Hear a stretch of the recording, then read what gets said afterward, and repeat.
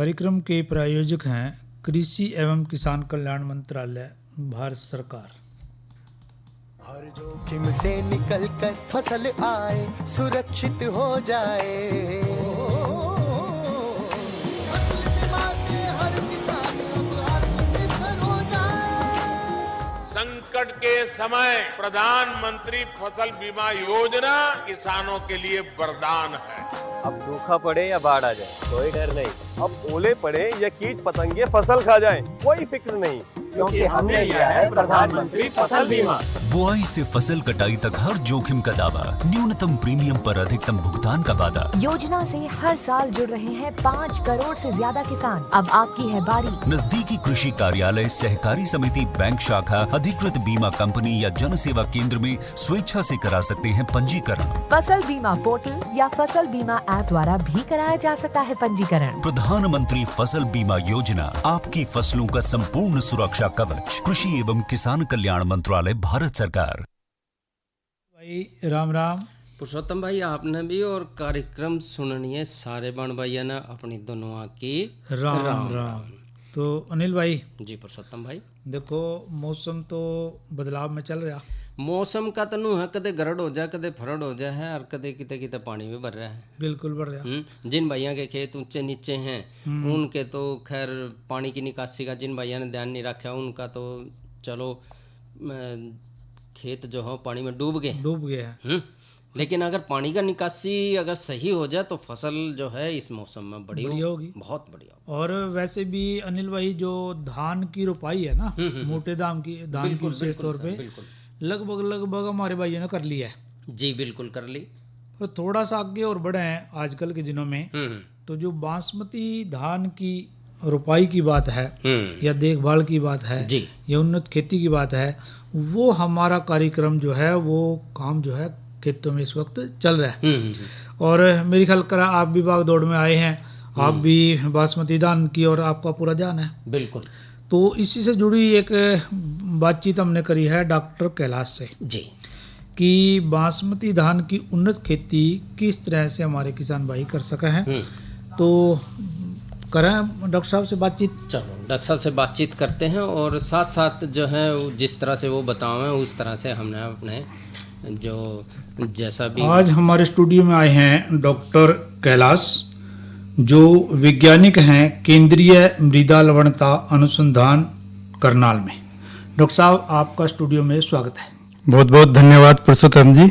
आज हम डॉक्टर साहब आपसे जानना चाहेंगे कि जो बासमती धान की उन्नत खेती है या रोपाई है उसके बारे में, कि किसान भाई ताकि बढ़िया खेती करें बासमती की और रोपाई भी अच्छी तरह करें, उसकी देखभाल भी अच्छे करें, तो कौन कौन सी सावधानियां रोपाई में या बासमती की खेती में डॉक्टर साहब किसान भाइयों को ध्यान रखनी है? बिल्कुल। सबसे पहले सभी किसान भाइयों को जो ये चैनल सुन रहे हैं उनको मेरा नमस्कार, प्रणाम। तो आज बहुत ही अच्छा पुरुषोत्तम जी विषय रखा है, क्योंकि धान की अभी रोपाई भी चल रही है और भी कृषि क्रियाएं चल रही है। तो आज का विषय बहुत ही प्रासंगिक और अच्छा है कि बासमती धान की रोपाई और खेती में क्या क्या हमें सावधानियां रखनी है, कैसे हम उचित खेती की देखभाल कर सकते हैं जी। तो सबसे पहले जो मोटा धान है उसकी लगभग रोपाई किसान भाई कर चुके हैं, लगभग जुलाई का अंत चल रहा है। लेकिन जो बासमती धान जो है जिसकी लंबे समय की अवधि होती है, जैसे बासमती पंजाब बासमती 370 है या 1509 जो पुसा 1509 वैरायटी है, उसकी जो रोपाई होती है 15 जुलाई से 25 जुलाई की हम रखते हैं। 15 जुलाई से 25 जुलाई रखना चाहिए, क्योंकि अगर ये लंबे दूरी वाली एक CSR की हमारी वैरायटी है, हमारे संस्थान की CSR 30 बासमती CSR 30 कहते हैं, वो भी इसी श्रेणी में आती है। तो बासमती CSR 30, पूसा 1509 और पंजाब बासमती 370, अगर इन किस्मों की किसान भाइयों ने पौध लगा रखी है तो उनका सबसे बढ़िया समय जो रोपाई का वो है 15 जुलाई से 25 जुलाई तक, यानी कि इस वक्त सही समय बिल्कुल इनका है, क्योंकि लंबे दिनों के लगभग नर्सरी से लेके पकने तक 140 दिन तक का समय ये बासमती दोनों। और 1509 वैसे तो कम दिनों की किस्म है, लेकिन इसको अगर ज्यादा पहले लगा दें हम जुलाई के पहले लगा दें, ये क्या है कि फिर बढ़वार करती रहती है और उसमें फूल अच्छे से नहीं बनते और दाना अच्छा नहीं पकता। तो उसका भी समय इन दोनों बासमती के साथ ही है। कई बार डॉक्टर साहब ऐसा भी देखा है भी जो बासमती धान है वो काफी बढ़ जाता है, उसकी भी, हाँ बिल्कुल। जो बासमती CSR 30 हमारा है, इसमें ये बढ़वार ज्यादा होती है, और इसके आगे हम बात करेंगे कि इसकी बढ़वार को कैसे वो नियंत्रण में करना है। इसकी एक प्रक्रिया होती है। तो जो अभी रोपाई करनी है, सबसे पहले तो नर्सरी से, जब वैसे तो अभी आजकल बरसात हो रही है तो उखाड़ने में दिक्कत नहीं होती, लेकिन फिर भी मजदूर भाइयों से काम करवाते हैं। तो क्या करते हैं कि उसमें से उखाड़ने में अगर थोड़ी सी भी असावधानी हुई, जड़ों को अगर थोड़ा सा भी नुकसान हुआ, तो वो हमें फिर उपज में भुगतना पड़ता है। तो सबसे पहले जब नर्सरी में, कल मान लो कल नर्सरी से पौध को उखाड़ना है, उससे एक दिन पहले पानी भर दें, उसमें अच्छे से पानी लगा दें। और बेहतर है कि थोड़ा बहुत पानी भरे हुए में उसको निकालें, ताकि जड़ों को बिल्कुल नुकसान नहीं हो। जड़ में तो उखड़ जड़ पूरी जड़ें निकले, तो जितनी जड़ें पौध के साथ निकलेगी, उतनी खेत में लगाने के बाद पौधा उसका अच्छा बनेगा। अच्छा डॉक्टर साहब, इसमें साथ में आयु की बात आती है। आयु की बात, हाँ, मैं करना चाह रहा था कि जो आयु की बात है, 25 से 30 दिन की नर्सरी सबसे बढ़िया रहती है जी। 25 से 30 एक महीने के लगभग कर देनी चाहिए। और अगर किसान भाई की कलर जमीन में लगा रहे हैं, लूनी जमीन में अगर लगा रहे हैं, तो वो 30 से 35-40 दिन की पौध लगाएं, क्योंकि एक महीने से भी थोड़ा सा ज्यादा समय ले, ताकि पौध अच्छी मजबूत हो जाए नर्सरी में। क्योंकि कलर जमीन में जब कमजोर होती है, थोड़ी उसमें लगाएंगे तो पौध अच्छे से चल पाएगी। दूसरा, एक बासमती में ब्लाइट डिजीज बीमारी है जो आती है, उसकी नियंत्रण के लिए मैं बताना चाहूंगा कि पौध अगर बीज उपचार करके नहीं लगाया हो नर्सरी में, तो किसान भाई क्या कर सकते हैं कि या तो धोरा जो होता है उनका, उसमें पानी भर लें जी। उस पानी में लगभग 500 ग्राम कार्बेंडाजिम नामक दवाई आती है, वो डाल लें, थोड़ी सी घोल बना लें। और उसमें 10 ग्राम स्ट्रेप्टोसाइक्लिन नामक दवाई आती है, उसको डाल लें, और पौध को 1 घंटे 2 घंटे उसमें डुबो के रखें। उसके बाद खेत में रोपाई करें, तो उसमें बीमारी कम से कम लगेगी। सबसे बढ़िया तरीका तो डॉक्टर साहब ये है कि बीज को उपचारित कर ले पहले। बीज को, वो सबसे बढ़िया तरीका है कि पानी में भिगोने के बाद, जब खेत में लगाने से पहले बीज को कार्बेंडाजिम से और स्ट्रेप्टोसाइक्लिन से उपचारित कर लें। तो वो सबसे बढ़िया। जैसे रोपाई की बात हम कर रहे हैं, हाँ जी, तो रोपाई जैसे अब मोटी धान है, उसकी रोपाई लगभग हो चुकी है।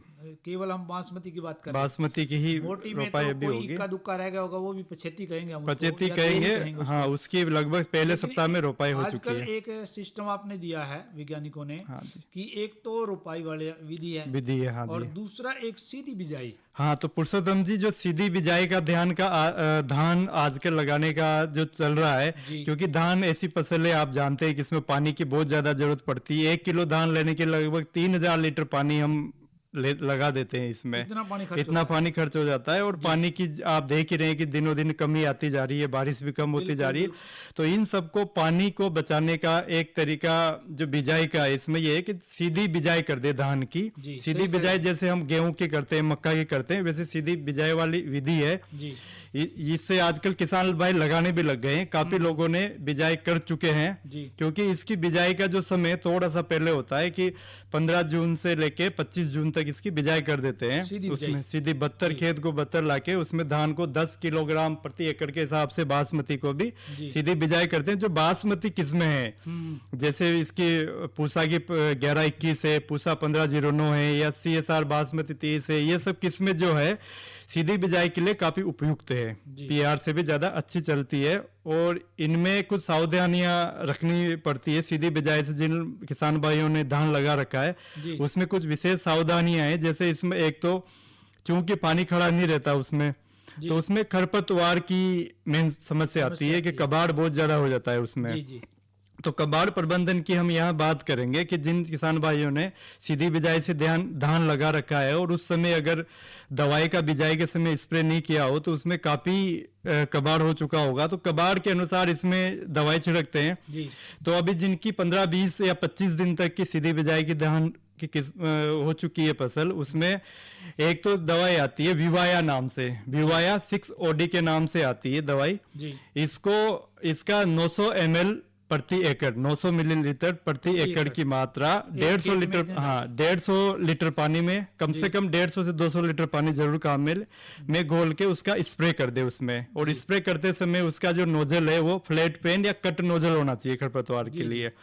अगर उसमें सीधी बिजाई वाले में थोड़ा सा सावक, ढिल्ला और चिड़ी घास जो कहते हैं उसकी भी समस्या ज्यादा है, तो उसके लिए काउंसिल दवाई आती है, काउंसिल नाम की दवाई आती है, उसकी 90 मिलीलीटर मात्रा को 150 लीटर पानी में स्प्रे कर दें। यानी कि जो सीधी बिजाई है और रुपाई वाली बिजाई है, हाँ जी, उसमें वैसे तो पानी का हिसाब किताब कैसे बहुत फायदा है, ऐसा इसमें लगभग उसमें क्योंकि सीधी बिजाई करते हैं तो उसमें हाँ, जो खरपतवार है यानी घास फूस जिसकी बात उसकी समस्या ज्यादा, हाँ कबाड़ की बात कर तो रहे हैं, उसके लिए हमारे को दवा की जरूरत पड़ेगी। दवा विशेष रूप से अगर खरपतवार प्रबंधन अच्छा कर लिया किसान भाइयों ने तो सीधी बिजाई और रोपाई धान की जो उपज में अंतर आएगा वो बहुत ही कम आएगा। मुख्य समस्या इसमें खरपतवार की है।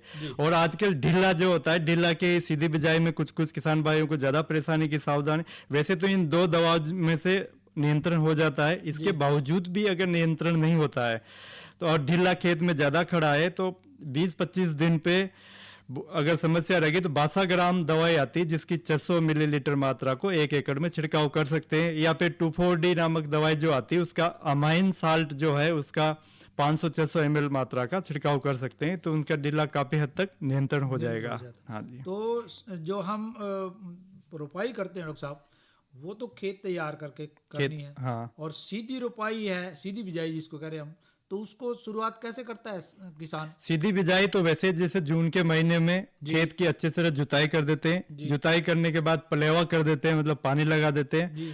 पानी लगाने के बाद उसकी 2 विधि है, या तो एक पानी लगाने के बाद जैसे ही खेत बत्तर आता है उसमें धान उसकी सीधी बिजाई वाली अलग मशीन आती है जिसको DSR सीड ड्रिल कहते हैं हम, उससे बिजाई करनी चाहिए और 8 से 10 किलोग्राम बीज लेके बिजाई कर देनी चाहिए। बिजाई करने और बिजाई के ही उसी दिन शाम को पेंडिमिथाइलिन या स्टॉम्प नाम की दवाई आती है, वो 1 लीटर प्रति एकड़ के हिसाब से उसका स्प्रे कर देना चाहिए ताकि कबाड़ जमे ही नहीं है, बाद में करना चाहिए। और इसमें जो पहला पानी है वो लगभग 20 दिन से पहले न लगाएं अगर बहुत ज्यादा जरूरत नहीं हो तो, ताकि कबाड़ उसमें नहीं जमे। दूसरी विधि ये भी है कि सीधी खेत तैयार कर लिया, ज्यादा समय नहीं मिला, सूखे में बिजाई करके और तुरंत उसके बाद पानी लगा दें। बहुत से किसान भाई ये भी कर सकते हैं कि एक बार पानी दिया, बत्तर आई, फिर खेत को तैयार किया ताकि थोड़ा बहुत कबाड़ उगा होगा वो दब जाए, फिर 2 बार पानी लगा के फिर 2 बार दूसरी बार बत्तर जब आएगी तब बिजाई कर सकते हैं। यानी कि दोनों तरीका अपना सकते हैं। दोनों तरीका, 3 तरीके हैं, तीनों में से कोई सा भी अपना सकते हैं। इसके बाद डॉक्टर साहब आगे आती है खाद की, पानी की बात। भी खाद कब डालें, कैसे डालें, ये भी थोड़ा सा किसान भाइयों को जानकारी दें।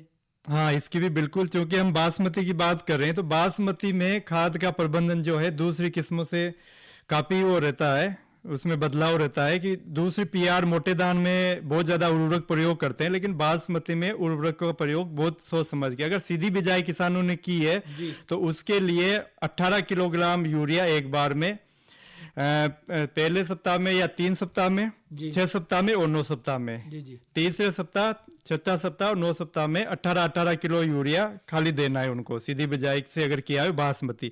और रोपाई से अगर बासमती किया हो तो अगर बासमती जैसे लंबे समय वाले चलने वाली है CSR 30 है या पंजाब बासमती 370 है, इनमें नाइट्रोजन की बहुत कम मात्रा देनी होती है, तो यूरिया इसमें खाली 18 किलो देना है 3 बार में मिला के, 6-6 किलो, 6 किलो, क्योंकि अगर ज्यादा नाइट्रोजन ज्यादा यूरिया देंगे तो इसमें बढ़वार ज्यादा होगी या बीमारियां ज्यादा लगेगी, इसकी जरूरत नहीं है, क्वालिटी भी खराब होती है। दूसरा, अगर हरी खाद की फसल ली हो किसान भाइयों ने जैसे मूंग की या ढेंचा की, तो नाइट्रोजन या यूरिया देने की कोई आवश्यकता नहीं है इसमें, तो उसी से पूर्ति हो जाती है। और जो दूसरी किस्में है जैसे पूसा 1509 है, इसमें 54 किलो यूरिया देना है उनको 3 बार में मिला के। और जो बीज की किस्में जैसे 15-11-21 पूसा 11-21 है, और इसकी जो 16 से 30 है पूसा की, उनमें 36 किलो यूरिया देना है। जी, तो डॉक्टर साहब जैसे आप कह रहे थे कि भी ऐसे बढ़ जाती है फसल और कुछ रोग, कुछ बीमारियां में आ जाती हैं, तो कौन कौन से रोग, कौन कौन सी बीमारियां, थोड़ा सा मोटा मोटा। हाँ, ये भी पुरुषोत्तम जी बहुत अच्छा सवाल है आपका। एक तो जो बासमती CSR 30 किसान भाई लगाते हैं, ये बहुत ज्यादा बढ़ जाती है और गिरने की संभावना रहती है इसमें, तो इसके लिए क्या करें, जब फसल 80 दिन की हो जाए, लगभग 75 से 85 दिन की, ऊपर से लगभग 10-15 सेंटीमीटर किसान उसकी कटाई कर दे, ऊपर से कटाई कर दे, इससे कीड़ा भी ज्यादा नहीं लगेगा और उसको हवा भी अच्छी मिलेगी और गिरने की समस्या नहीं रहेगी। दूसरा, बीमारियों में जो बासमती में लगती है, एक तो कीट में लगता है कि पत्ती मोड़क आजकल बहुत ज्यादा लगता है कि पत्ती को काटता रहता है अंदर से मोड़ के, या तना से अधिक लगता है।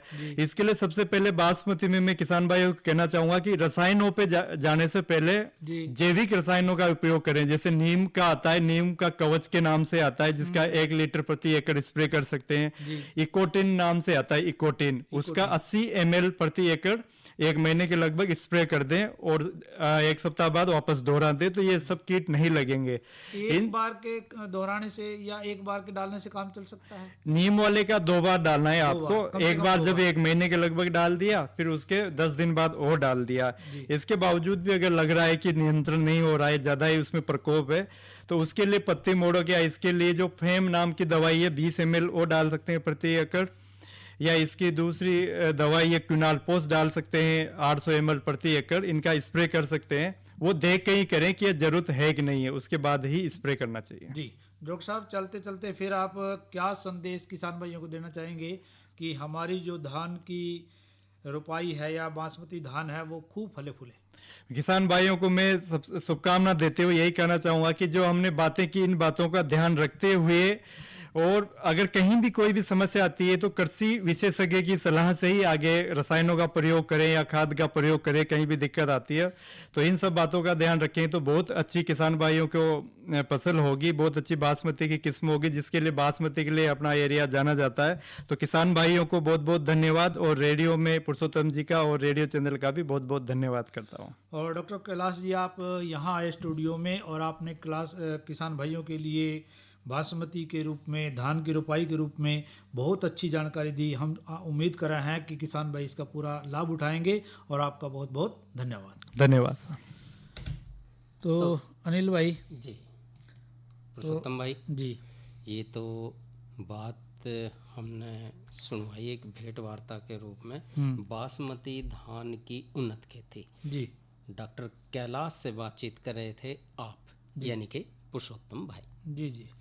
और तो ये बात और पूछना चाह रहे थे अनिल भाई हम भी, बासमती धान तो आएगा पर उसमें थोड़ी सी बात ये है कि मौसम भी देखना पड़ेगा उसमें। बिल्कुल, मौसम की भाइयों को जानकारी दे दे। आज के मौसम का तो पुरुषोत्तम भाई ये क्या है कि आज का जो अधिकतम तापमान रहा 34 डिग्री और न्यूनतम रहा 26 डिग्री सेल्सियस, और कल भी जो है अधिकतम 32 और न्यूनतम 26 डिग्री रहने की संभावना है, और कहीं कहीं बारिश भी हो सकती है। जी, बादल छा रहे हैं। और अनिल भाई एक बात और थी साथ में, हाँ जी, भी किसान वाणी कार्यक्रम में कल जो हम चर्चा का विषय लेके आएंगे वो कौन कौन से विषय रहेंगे? पुरुषोत्तम भाई, कल जो हम चर्चा करेंगे वो करेंगे धान फसल की आभासी कंडवा और फॉल्स समट से बचाव जी, और इसके साथ साथ एक और बातचीत हम भाइयों से करेंगे, भाइयों को सुनवाएंगे जी, मक्का फसल की देखभाल के बारे में जी। और अनिल भाई देखो, हमने बासमती धान की बात भी कर ली, मौसम की बात भी कर ली, कल के प्रोग्रामों की बात भी कर ली, और ईब तो भाई देखो इंतजार कर रहे होंगे। भाई इंतजार कर रहे हैं कि आप कद सी भाइयों की पसंद की रागनी बजाओ जी, तो सुन लो। राघना सूतरा तने बात बता दूं सारी, ओ या तो आगर मरे जी थारी।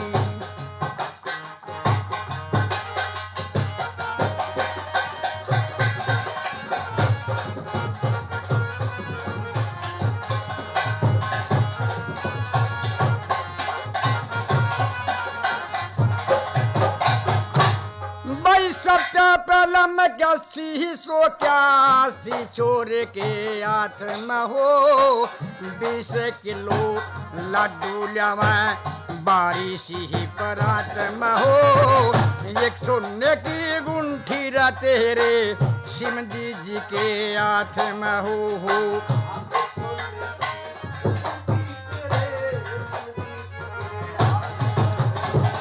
बड़ा टेलीविजन चाहिए सिमदन के दखावण ना बढ़िया सी एक साड़ी रचाइए सिमदन के रजावण ना पैंट कोट छोरे का जोड़ा बाद में परावण में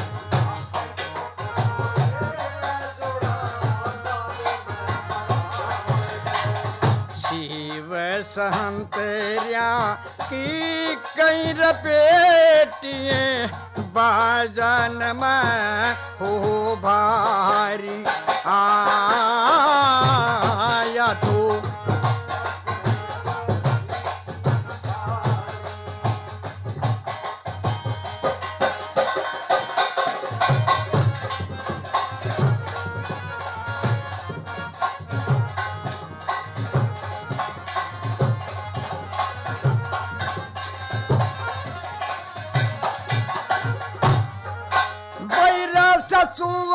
दस किले बाड़ी थारी सह बढ़ाई हो 20 कंबल गिल्ला मारे कुंबे की ही मलाई हो छोरे खतर मोटर साइकिल कदे बाद में हंसाई हो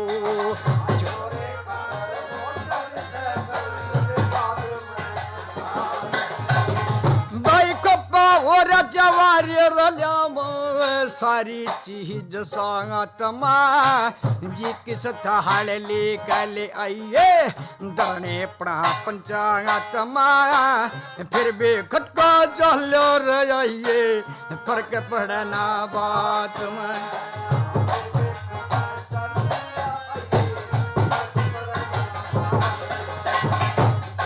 ना समान सगाई करनगे दिल्या चह रहुदारी आया तो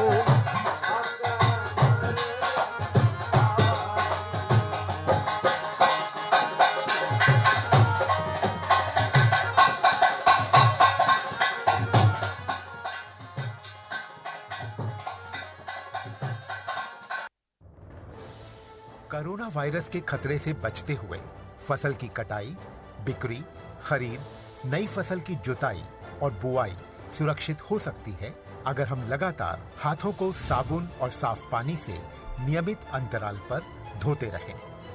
नाक, मुंह को मास्क, गमछे या कपड़े से ढक कर रखें। आंख, कान, नाक, मुंह न छुएं। आपस में 2 गज की दूरी बनाए रखें। मास्क और 2 गज की दूरी के मंत्र को अभी हमें छोड़ना नहीं है। फसलों की बुवाई एवं कटाई करते समय आपस में कम से कम 2 गज की दूरी बनाए रखें। फसल की कटाई करने के बाद छोटे छोटे ढेरों में इकट्ठा करें। कृषि के औजारों की समय समय पर सफाई करें। एक दूसरे के साथ औजारों की अदला बदली न करें। श्रमिकों के शौचालयों और हाथ धोने की जगह की ठीक से सफाई जरूरी है। बुआई, कटाई एवं मड़ाई के दौरान इस बात का ध्यान रखें कि इन स्थानों के आसपास कोई थूके नहीं। कंबाइन, हार्वेस्टर, थ्रेशर, जुताई और बुआई की मशीनों को इस्तेमाल से पहले साफ करें। मशीनों के इस्तेमाल से पहले और इस्तेमाल के बाद हाथ साबुन से साफ करें। वाहनों, बोरियों, थैलियों और पैकिंग के दूसरे सामान की साफ सफाई पर भी खास ध्यान दें। खरीद केंद्र पर आने से पहले किसानों एवं श्रमिकों की जांच।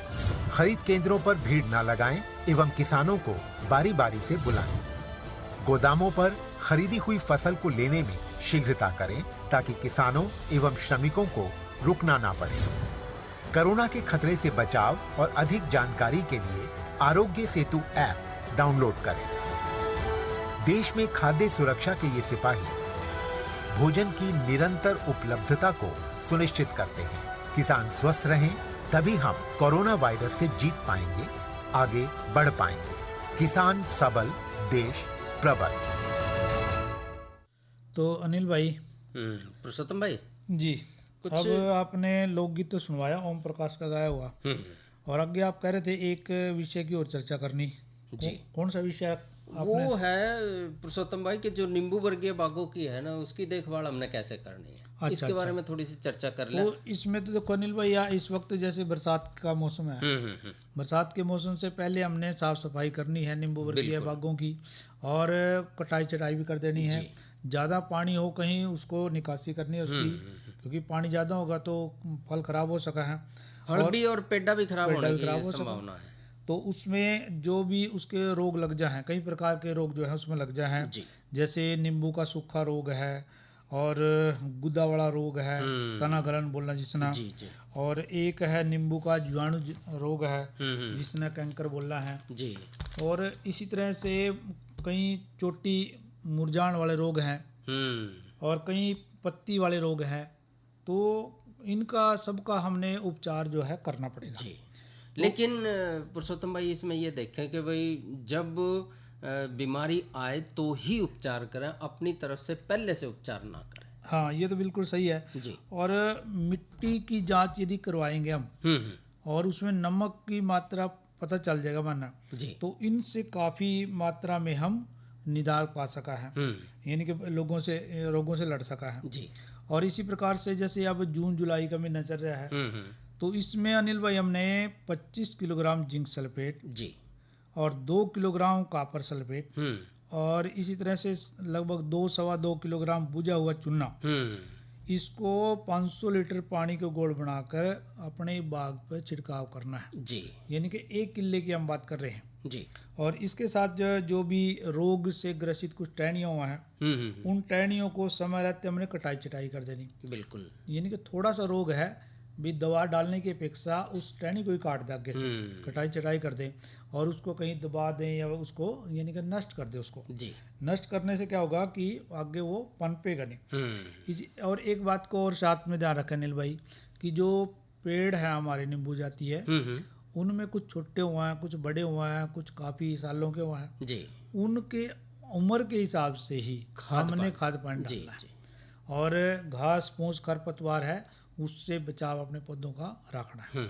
तो यदि कोई बीमारी नहीं लगेगी, साफ सुथरा हमारा बाग होगा और कोई भी उसमें पौधा होगा तो वो गुणवत्ता वाला भी होगा, बढ़िया भी होगा। अरे क्या अगर पुरुषोत्तम भाई सुथरी चीज के तो पीछे नारे लग गए, ऐसे नारे लग गए हैं। तो इस तरह से हम ध्यान रखेंगे तो हमारा जो नींबू वर्गीय जो बाग है वो हरे भरे रहेंगे और हम उनसे खूब जो है लाभ ले सकें। तो ये देखो किसान वाणी जो कार्यक्रम है उसका समय लगभग पूरा होने पे है अनिल भाई। घड़ी इशारा कर रही है कि भाई अपना अपना ये थाम दो कि भाई अब समय जो है वो किसान वाणी का समाप्त होने जा रहा है। और भाइयों से लेवा इजाजत। अच्छा भाइयों, राम राम। कार्यक्रम के प्रायोजक थे कृषि एवं किसान कल्याण मंत्रालय, भारत सरकार। इधर इधर इधर हम बोल रहे हैं तेरे बीजू का पुतला बोल रहा है। पक्षियों से तो हम खेत को बचा लेते हैं, पर इन घातक रसायनों से कैसे बचाएं? मतलब? देख बेटा, तू जो ये अंधाधुंध रसायन मिलाता है ना, मिट्टी की सेहत बिगड़ने लगी है। और जब माटी ही कमजोर पड़ जाएगी तो उपज कैसे सेहतमंद होगी? अरे पहले ऐसा नहीं था। पूछना अपने बड़े बुजुर्गों से, कैसे फसल लहलहाती थी, शुद्धता झलकती थी। हाँ, माटी भी तंदुरुस्त और लोग भी। पहली वाली बात कहाँ, पर अब तो सब यही डाले हैं। सब नहीं, आज भी लाखों जागरूक किसान परंपरागत विधि से फसल उगा रहे हैं। खर्चा कम और उपज की कीमत भी बेहतर पा रहे हैं। सच है? रे बेटे, एक्सपीरियंस से बता रहे हैं, धूप में बाल सफेद नहीं किए हैं। हाँ। ठीक है भाई, मैं भी आज से जैविक खेती शुरू करूंगा। माटी से प्रेम की परंपरा है, परंपरागत खेती।